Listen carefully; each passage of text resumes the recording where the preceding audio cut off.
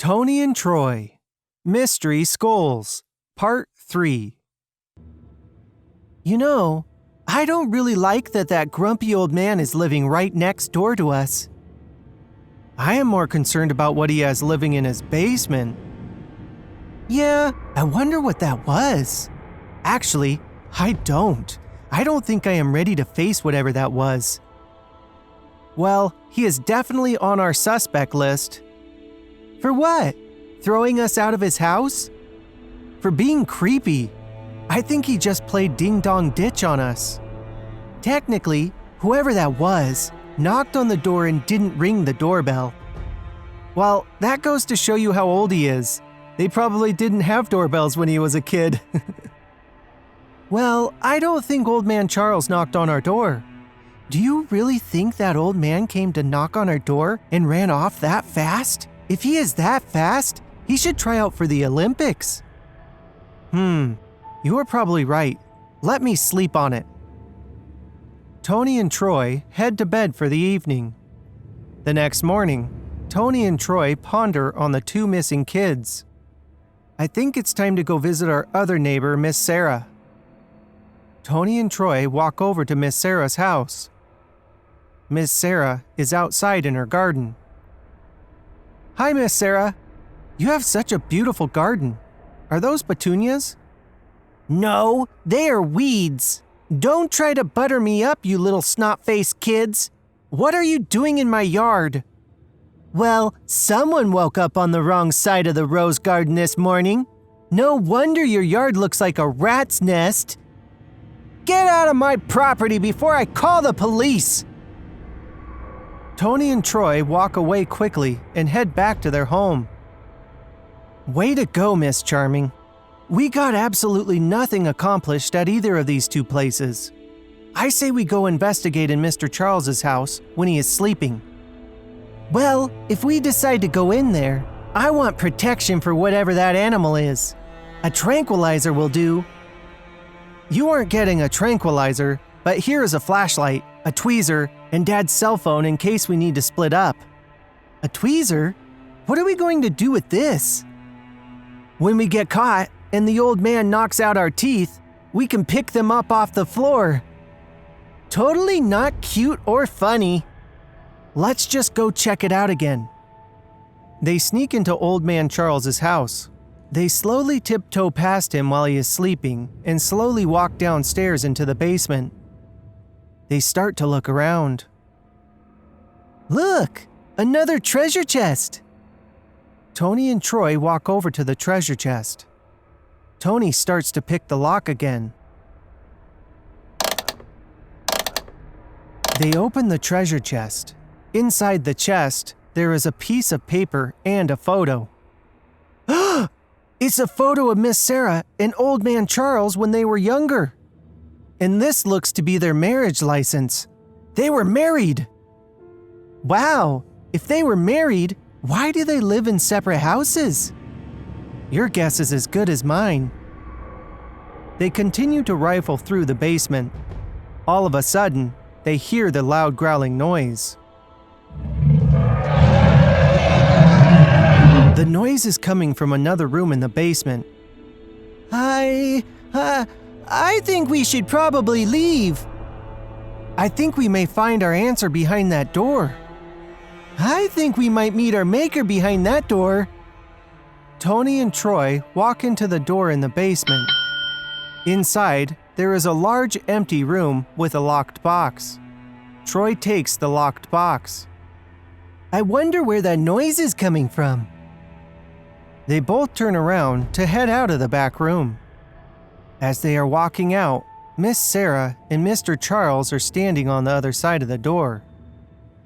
They startled Toni and Troy. What are you doing in our house? And where do you think you kids are going with that box? That's my property! Well, we are really trying to help. We are trying to see what happened to the two missing kids and why they disappeared in 1980. Those two kids were our kids. You two curtain climbers shouldn't be snooping around in our business. Toni and Troy look at each other in shock. We want to help you solve the case.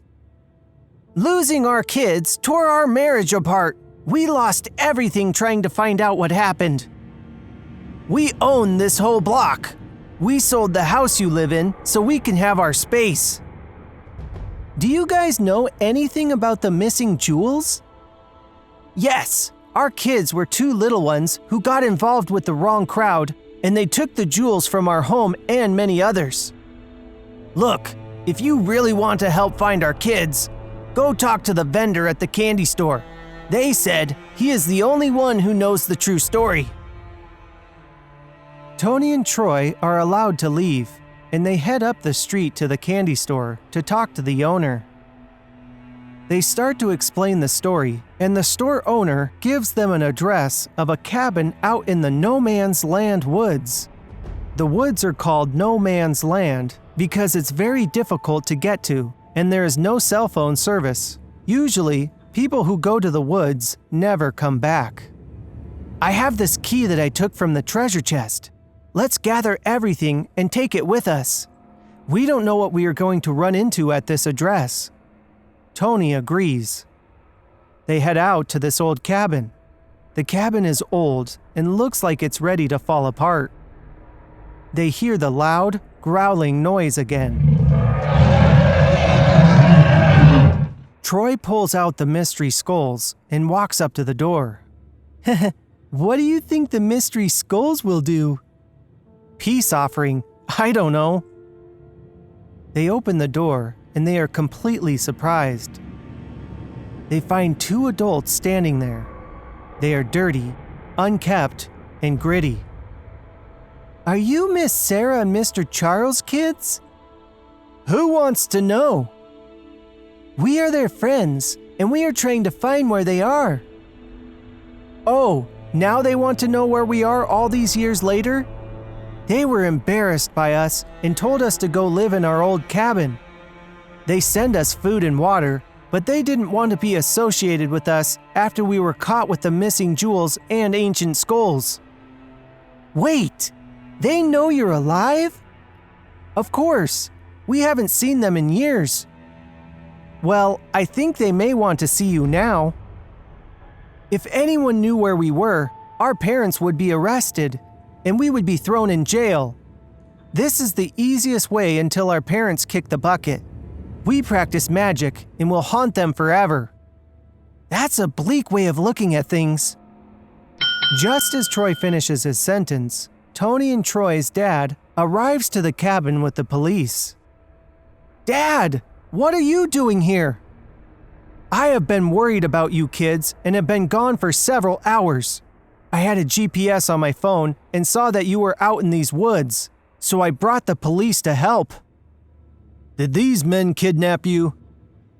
No, they are Miss Sara and Mr. Charles' kids who went missing in 1980. They hid it from the whole world that they are still alive. The cops put the two men into the police car and take them back home. Back at Mr. Charles and Miss Sara's, they confess to everything. They are thrown in jail. Their kids have now moved into the house and were dismissed from all charges. The jewels were never returned to the rightful owners. Toni and Troy took the jewels over to the kids so they can sell them to survive. They open the box with the key and find several more jewels. The kids all become great friends and live happily ever after. If you like our videos, don't forget to subscribe